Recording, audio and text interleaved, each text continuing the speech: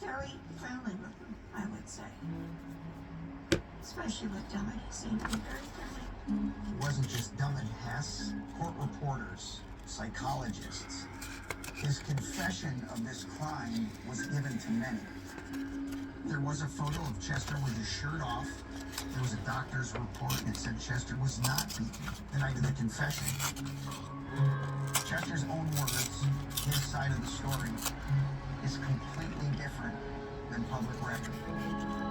These other people, it's really hard to believe that they would be part of a conspiracy to frame Chester.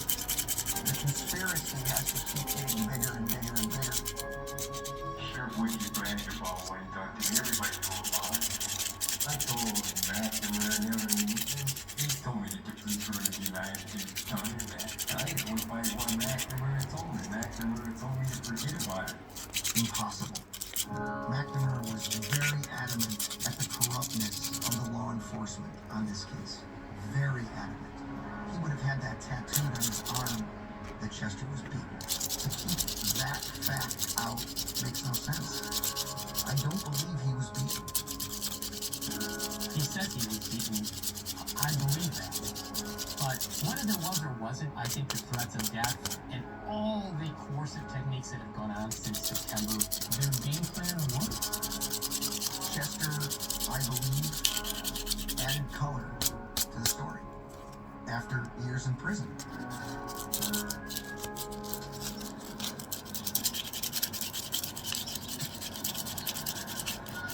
So we're entering Oglesby. This is where Chester Weger's family home was, according to the home certificate.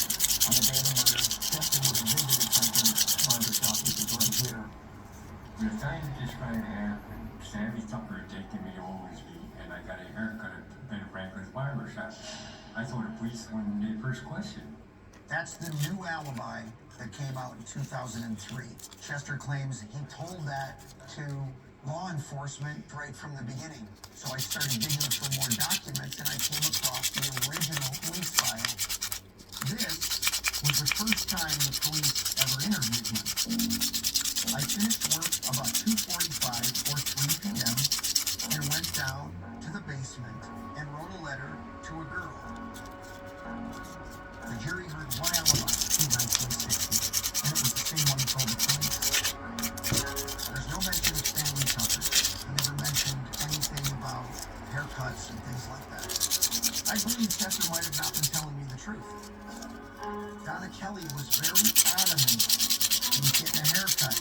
She had a man who was quite elderly sign an affidavit. Why don't Ben Franklin come in and testify for you? He gave you the haircut. I don't know where they were coming from. I was told he resigned, and my father thought he resigned too. Chester Weger had many years to try to think of, okay, well, maybe this was this, or that was that. Oh, check with so-and-so because I was there. An alternate reality can suddenly become reality in some people's minds. I never had concussion like this. The only thing I had was I had a few issues. I knew myself. It's an interesting ride when you interview him because he changes the story.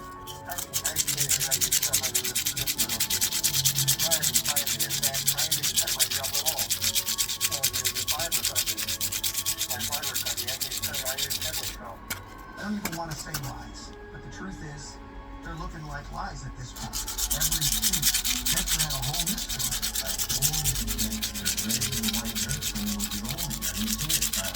He told me this whole story that is nowhere to be found in 1960.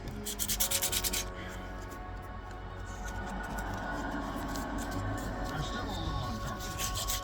But there it is on the front page. You know, the Facebook media ads are like, he didn't do it. He didn't do it. He did it. The same Facebook media ads are now like, I can't believe he's living next door. They want 5223. So he's finally home, and we weren't even at the new house for 15 minutes, and basically knocked on our front door. And he said, LaSalle County needs to know that he's here. That's when the fiasco started with the city and the police department. They were harassing him. The harassment's going to continue and has continued, and no matter where he moves, it's going to it's going to continue. And now they're adding a sexual offender registry on him now too. Johnny is labeled as a sex offender as well, so they are not allowed to see each other. And Johnny's crushed just like he is. Yeah, I'll be alright. As long as I got my fever, that's all that matters to me. We always ask him, what do you want us to do? He wants to be cleared. We're going to continue to fight until he is vindicated. And we know what's going to happen. This is going to win.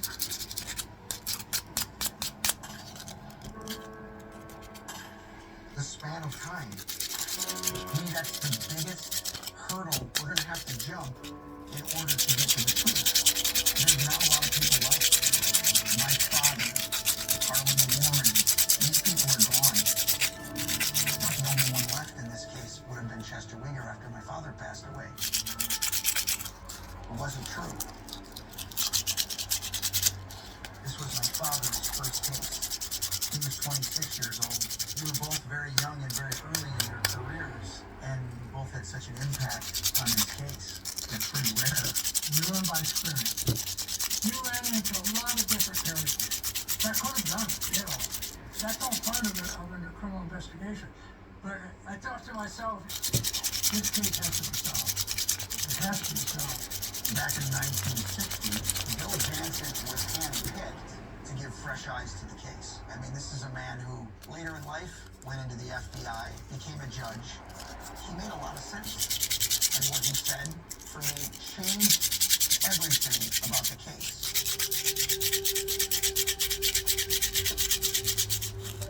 The superintendent of the Illinois State Police, I'm assigning you to start off the case because of the standstill. Few suspects, but really nothing definite going on. Complicated case, very complicated. It was from the beginning. Now the details set out in the confession, it didn't make sense. The women were found at St. Louis Canyon. There's quite a distance from the lodge to the crime scene. That trail is tricky. With Odin having a bad back, still there. Now to walk that with a bad back and stiff fit is almost impossible. I walked it several times during good weather, and it is tough. But going in the west entrance is flat. Just walk right in. I believe someone gave a ride to the west entrance of the canyon. George Spiros saw the three women in front of the, what they call root beer stand, saw them walk past. Time-wise, there's quite a distance from the lodge to that root beer stand, and then to go all the way back, and then down to the trail. I just don't believe, I still to this day believe that they were given a ride to the west entrance of St. Louis Canyon.